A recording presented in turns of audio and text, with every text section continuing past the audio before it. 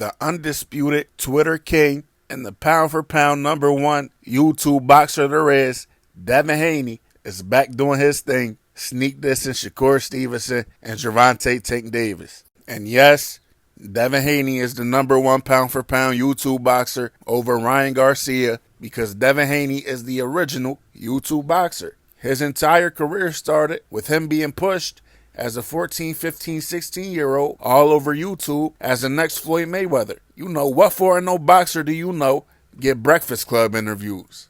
Only YouTube boxers get them kind of looks that early in their careers. That's why when you hear these pro Devin Haney channels try to detract from Gervonta Davis and say he's only a star because Floyd Mayweather co-signed him, ask them why Devin Haney still ain't a star when he's been being pushed as the next Floyd and co-signed by Floyd and his father, being trained by Floyd's father since he was 14, 15, 16 years old. And he still ain't a star. So what's the difference? Gervonta Davis didn't have Breakfast Club interviews when he was only 4-0.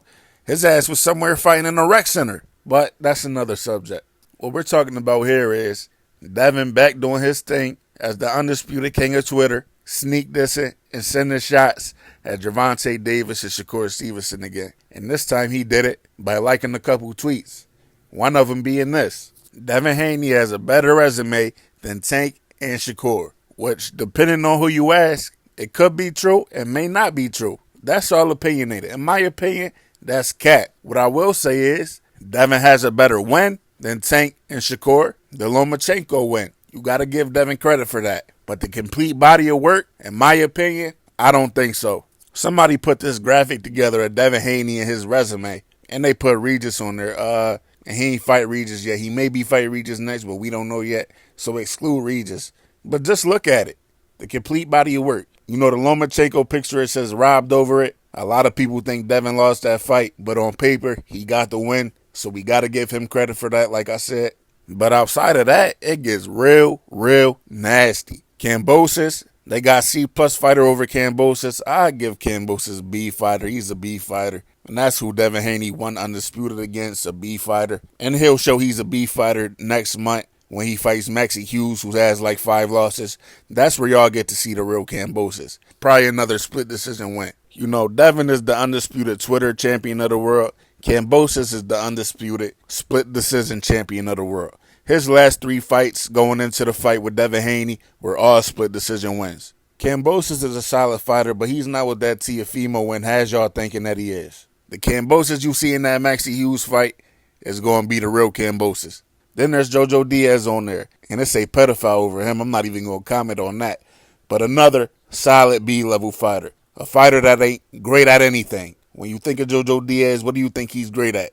Nothing. Just a solid fighter. Then you got Gamboa, who was washed. That's a fact. Super washed. Coming off an Achilles injury, and he went the full 12 rounds with Devin Haney. That was the first loss in Gamboa's career that wasn't by knockout. Like, that's disgusting. We don't even talk about how nasty a performance that is from Devin Haney. Everybody just sweeps that under the rug. And then it's Jorge Linares, who was washed. So they got that right again. Super washed. Linares was 35 years old and had 5 knockout losses going into the fight. 5 losses, all by knockout. And once again, Devin Haney became the first person to beat Linares, but failed to stop him, just like he did with Gamboa. So altogether, his resume is not what y'all trying to make it seem. But that Lomachenko win, on paper, is a very good win.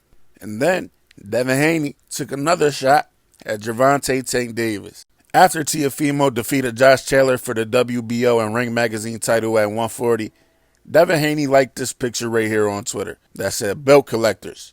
Certain fighters can't relate." And that's taking a shot at one fighter specifically, and we all know that's Gervonta Tank Davis. Gervonta Davis has made it known time and time again that he wasn't interested in challenging for Undisputed because he didn't want to pay the sanction fees. And I support him with this. Me, as a fan, I would still, if he's not going to fight for any more belts, I would at least like my guy to get that WBC title, that Money Green title. I feel like all the great fighters have had that title. I want Tank to go get that one. He had the IBF. He had the WBA. I don't really care for the WBO. It don't look that cool to me. But the WBC, that's legendary. I would like for Tank to go get that just as a fan. But if he don't, I'm in full support of him. And one of the reasons I'm in support of it is because I listen to guys like Floyd Mayweather and Andre Ward when they talk about the sanctioning bodies and how much the sanctioning bodies charge just to hold the belts. They've been speaking out against this heavily over the last couple of years. And Andre Ward just did an interview a couple weeks ago speaking out again against the sanctioning bodies. For validation. And so my BA belt is my first championship I ever won. It has a special place. And then, of course, you want the green belt.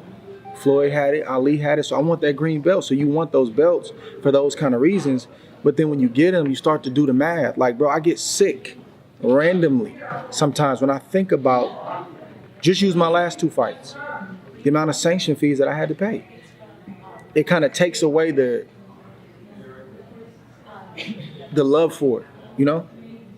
Now the Ring magazine. So Devin doing all that sneak dissing, but that wasn't the diss that he thought it was. Because at the end of it all, you bragging about paying money to hold some belts that don't hold no value once your career is over. They just gonna be trophies hanging on the wall. You've been boxing since you were 6, 7 years old. You got thousands of trophies. And we just seen Teofimo beat Josh Taylor for another belt. And right after the fight, he's crying about retirement because he's tired of getting paid only $1 million a fight. And it's not like the 3% that the sanctioning bodies is charging is just some little bit of money. $15,000, $20,000. No, they busting these dudes in their head. And Devin knows that. Listen to the boxing voice when they spoke on the sanctioning fees. Because they're in Devin's camp. They hang in Devin's camp. So they know what's going on. 5,000? Yo, he put up 75,000? Bro, motherfuckers paying more in sanctioning fees for one belt than 75,000. Well, actually, Haney don't pay sanctioning fees, but no, they get paid. It's not about Haney. But that's what I'm saying. Because we don't, the deals is nice. Yo. So you heard them say Devin Haney is paying more than $75,000 per belt. Well, they say he got a nice deal where he figured out where somebody else could pay it. But that ain't the case for the rest of these other fighters. That would be coming out of their pocket. And that's $75,000 per belt for Devin Haney.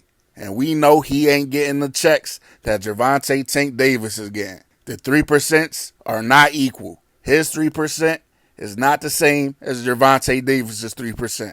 And that's why I can't even be mad at Tank if he don't want to pay them fees. But as far as these fights go, I hope we get one of them soon between any of these three. Tank's still locked up, and I doubt he comes home and goes straight into a big fight. It's just a fact. It is what it is. The fight that makes sense for him, which a lot of people don't like, but it really is the only fight that makes sense. Well, there's 2 fights that make sense, but this one makes a little more sense business-wise. It's Isaac Cruz. The other one is Frank Martin, but Isaac Cruz will be for more money. And let's just call it what it is. It is a safer fight. That Frank Martin fight will be tougher, so that will be the better fight. But the Isaac Cruz makes more sense business-wise for Tank and his team. And it's still a very good fight, with Isaac Cruz being ranked top 5 at 135 pounds. And as far as Shakur, we know Devin ain't fighting Shakur. He doing all this talking with no plan of fighting Shakur until they both 40 years old. Because he liked his tweet too, crying about how Shakur didn't stay at 126 for Navarrete, and then he didn't make weight in his last fight at 130, but then Devin got to stay and fight Shakur at 135. So you see he already agreeing with the crying excuses about fighting Shakur. He ain't fighting Shakur. But that's what I got for y'all. I'm out.